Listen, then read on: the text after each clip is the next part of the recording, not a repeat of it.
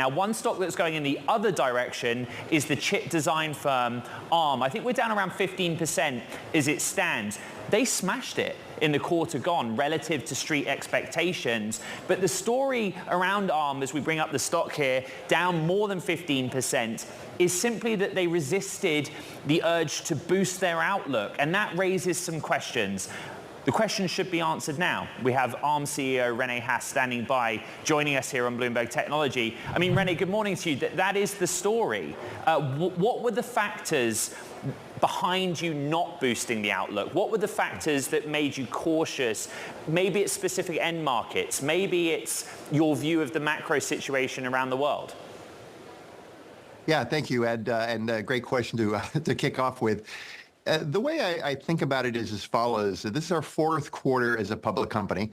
It is our fourth quarter of record revenues. As you said, we smashed it last quarter, over $930 million of revenue. So super happy about the quarter. Last quarter, 90 days ago, we raised the annual guidance about 8 to 10%. So when we looked at the outlook for the year, 90 days later, coming off a great quarter, we just didn't feel the need to raise expectations again. So that's really just the backdrop. It's quite simple. We raised the guidance for the year last quarter, record quarter this quarter, and we're maintaining at this point. Rene, is there anything you can tell me about specific markets that you serve where you see some caution or some hesitation, but you're also able to see whatever it is holding you back working itself out? Yeah, remember, Ed, that we have two components to our business. We have the licensing business and the royalty business. The licensing business, which is really the forward indicator of demand for ARM technology, never been stronger. The licensing revenue year on year up 70%. What's driving that? That's demand for building new complex chips, more demand for ARM, more compute capability. So that is a harbinger of forward type of demand. Royalties were also up year on year, almost 20%, largely driven by smartphone growth, where units have been modest, but our new version 9 is driving high royalty growth. So in general, we're very, very optimistic about the long-term outlook, particularly because of the licensing activity being so strong. One of the areas, Rene, you know that I cover a bit more deeply is automotive technology, and I'm just trying to draw parallels with different names out there, understand what's happening. Mobileye told us this morning, for example, that particularly in China, but globally, some of their customers just stopped making orders for the second half of this year. I understand that from ARM's perspective, it's different, right? You think about the pipeline of a specific chip that you're involved in the design of. It's much further afield, longer term. But do you see in that industry in particular any sort of either cyclical process happening or some specific weakness? Yeah, I think the way we think about the automotive market is we are growing faster in terms of demand for our technology than the market itself. So we were actually up double digits last quarter in automotive royalties. And that's really a function of gaining market share, but more importantly, the quality of the technology that's going in is much higher. These are more complex compute platform devices. They run a lot of software, whether it's for IVI, EV, autonomous. So we're very, very bullish about the long-term automotive outlook. The near-term inventory issues that go back and forth, we haven't been impacted by that so much because, as I said, we're gaining share, and the complexity of ARM technology being used just keeps going up. Rene, I don't know if you'd agree, but I think the sort of common theme of this earnings season is capital expenditures relating to infrastructure for AI. And my question simply is, what direct benefit does ARM get from any of that process or investment cycle?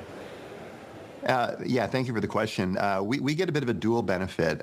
There is a lot of CapEx going into overall infrastructure scale out.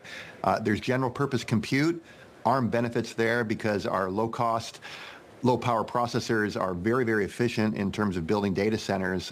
You have AWS, you have Microsoft, you have Google. They've all announced products based on ARM. And then you have the AI data centers, which are very, very complex, require a high degree of customization. Power efficiency, even more important there. And that's been a great tailwind for our business. Just look at what NVIDIA announced with Grace Blackwell, a very, very complex, not only chip, but platform based on ARM using their most advanced GPUs to drive the most complex AI data centers. So for us, we broadly view this AI CapEx expenditures as a tailwind for the business. Rene, you mentioned Grace Blackwell. It takes me to one of our audience questions. So when I said you were coming on the show on social media, I actually got quite a number of submissions for you. And one is straightforward. Does ARM plan to design its own accelerator to compete, I guess, against some of the partners that you're with out in the marketplace? Yeah, no product announcements today, Ed. Sorry, we're just here to kind of talk about the past quarter and our outlook going forward. No product announcement, but that would indicate from a sort of, I suppose, academic or R&D standpoint that you at least think about it. We think about a lot of things, right? I mean, our technology, as broad as it is, as many markets as we can play in, my job is to think about a lot of things. So I think that's a safe statement. Away from the sort of scale of infrastructure and data centers, I think the AI PC is something that's pretty much dominated the news cycle so far in 2024.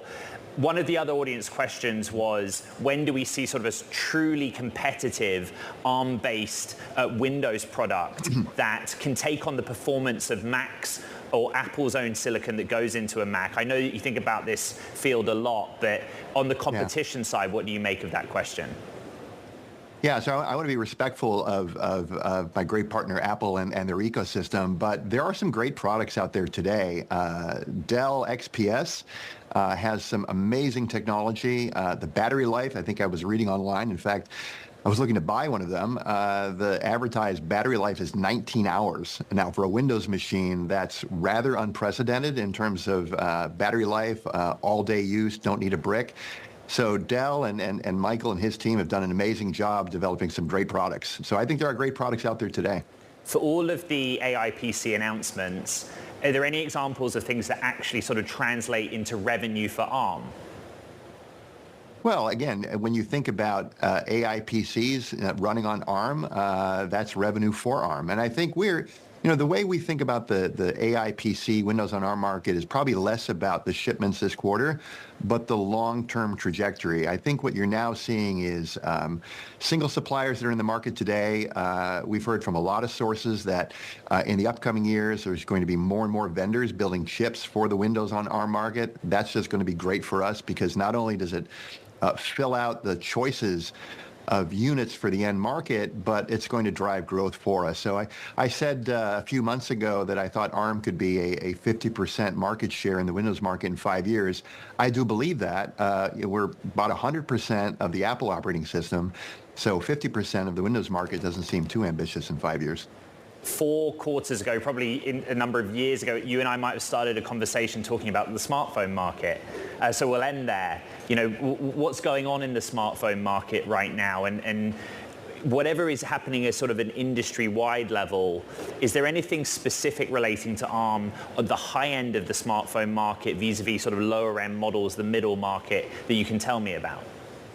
Yeah, I don't want to sound like a broken record saying the trends that are going on in the smartphone market are good for ARM, but I'm going to say that because what we're seeing in the smartphone market is while unit growth has been modest single digits, there's been significant growth in the premium segment, the high end. And for ARM, that's where we draw the highest level of revenue. The reason for that is we use version 9 up in that area of the stack. That's a much higher royalty rate than the previous version. And those version 9 smartphones in the premium space, they use a lot of ARM processors, in some cases 12, 4, 14, 16, depending on the mix. So it's a true compute platform solution, which drives growth for us, which is why in the last quarter, where units were single digits, our smartphone royalties were up 50% year on year. I had a similar conversation with Lisa Su of AMD yesterday, but is that reflective of a broad market movement, or is it something special ARM's doing to outperform in the market? I think it's a combination of both. A number of years ago with version 9, we added some significant compute capability that was really to drive performance. Now what we're seeing, particularly in the near term and going forward, is the SKUs that are being built, people are trying to put as much compute performance as possible in those phones. For example, when you think about the large language models such as Llama or Gemini, when those phones were developed, those models didn't even exist. So not only are you having to run all the complex software, the camera apps, but now you want to run an AI workload. So people are just putting as much compute as possible into those high-end chips, which is good for us. Rene Haas, CEO of Arm, thank you very much. And for what it's worth, the stock hit session low, down 16.2% during that conversation, but a lot learned.